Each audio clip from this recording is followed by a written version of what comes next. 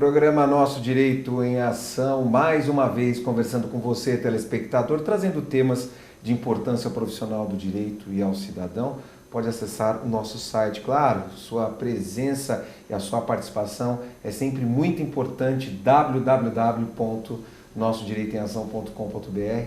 Hoje nós vamos falar sobre um tema muito importante que é o ICMS. E claro, pensar em ICMS é pensar que vivemos em um país, claro, onde se arrecada muito, onde o imposto ele torna-se imprescindível ao Estado.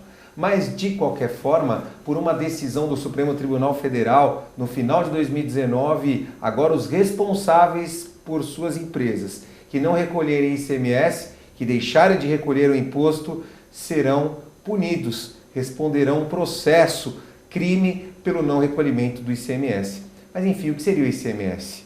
Quais os seus efeitos? Quais os efeitos desse não recolhimento? Para falar sobre ICMS, nós recebemos nos estúdios a doutora Ivone André Ferreira, advogada, especialista em direito tributário. Como vai, doutora? Estou bem, e você, Leopoldo? Como é que está? Olha, é um prazer falar com você, falar sobre ICMS, falar sobre direito tributário, essa conversa tranquila. Eu já conheço por muito tempo, já há anos que conheço a sua atuação, inclusive a doutora já presidiu a Comissão de Direito Tributário ali da subseção do Tatuapé, então é sempre um prazer recebê-la. Agora já direto ao assunto, que seria o ICMS.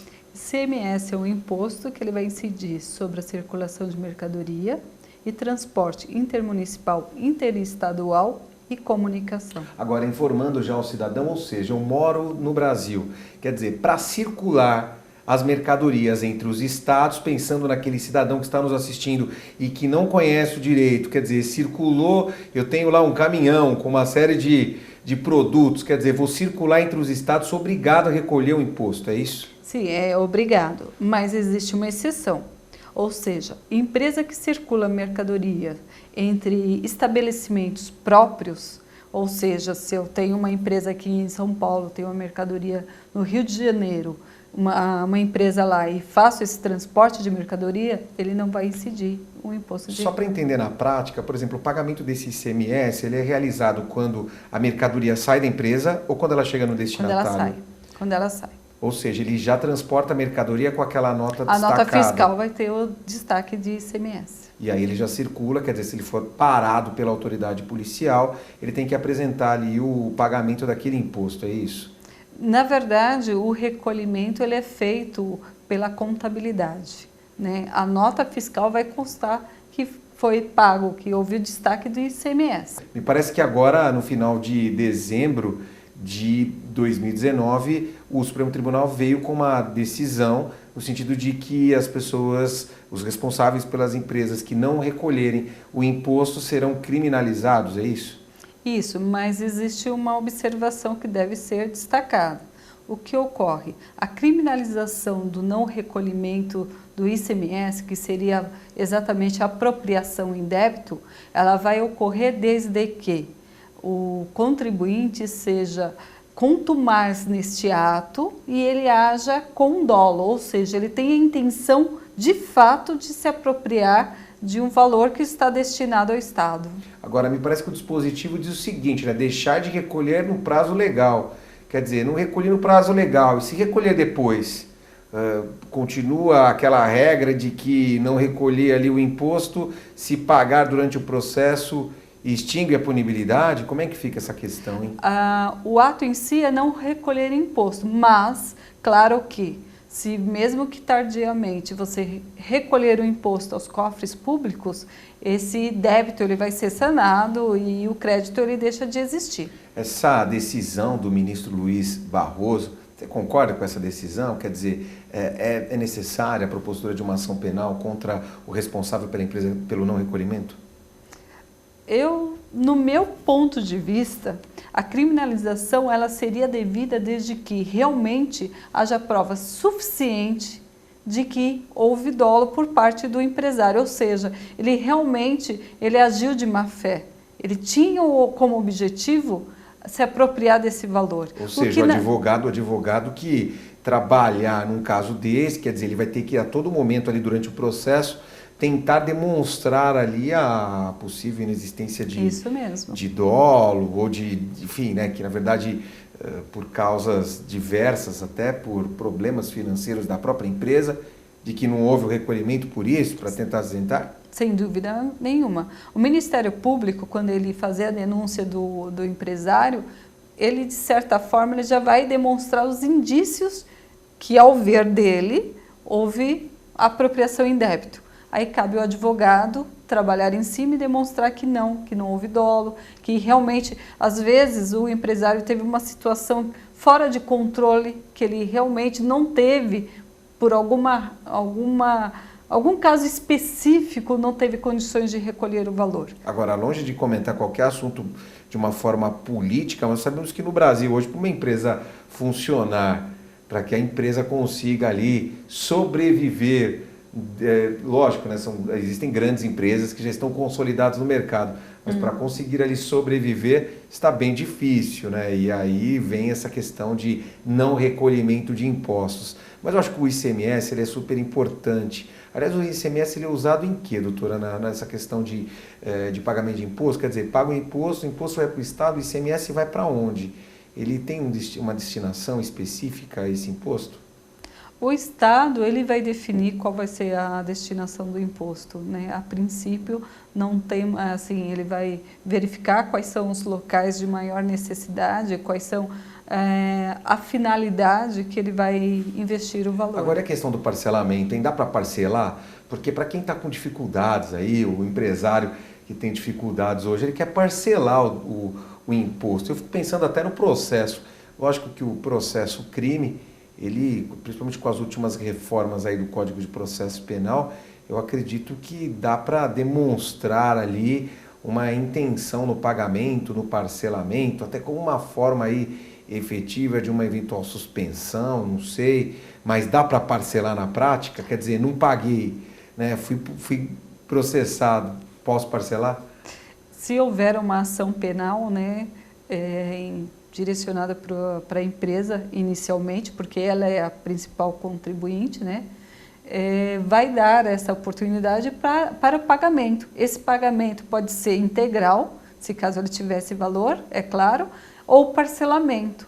No caso do parcelamento, essa ação penal ela vai ficar suspensa pelo período do parcelamento.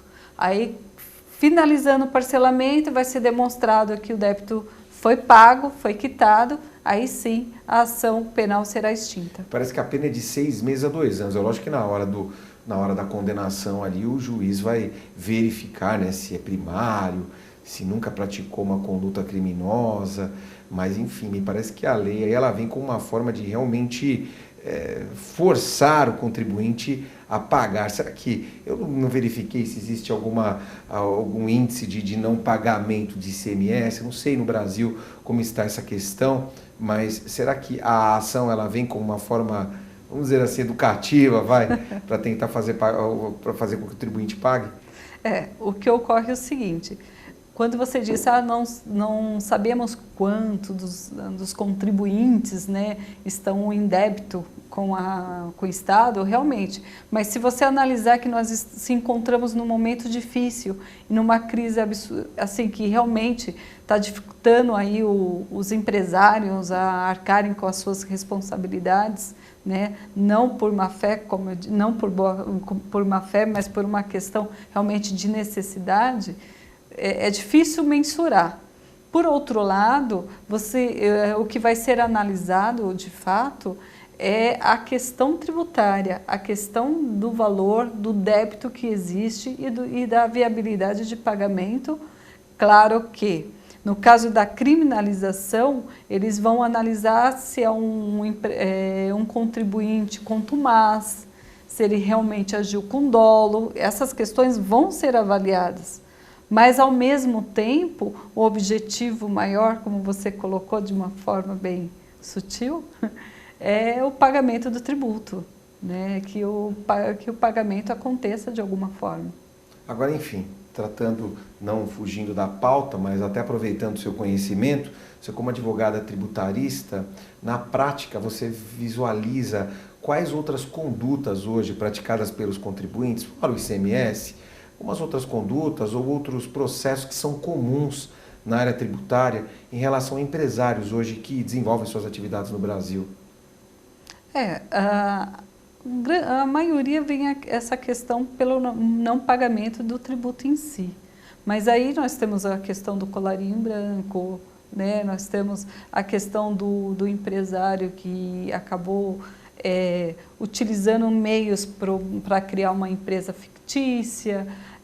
Existem outras situações que são também levadas em consideração. Essa questão de empresa fictícia é bem complexa, né? Essa questão da empresa, da pessoa jurídica e o homem que está por trás, né? Essa questão que já é bem discutida fora do Brasil, essa questão de o homem que está por trás da empresa, né? Punir não a pessoa jurídica, mas a figura do seu sócio. Isso é bem complexo. E já aproveitando essa questão, por exemplo, no eventual processo crime aí, eventual processo crime, quem que é punido, hein? É a empresa ou é a pessoa dos seus sócios?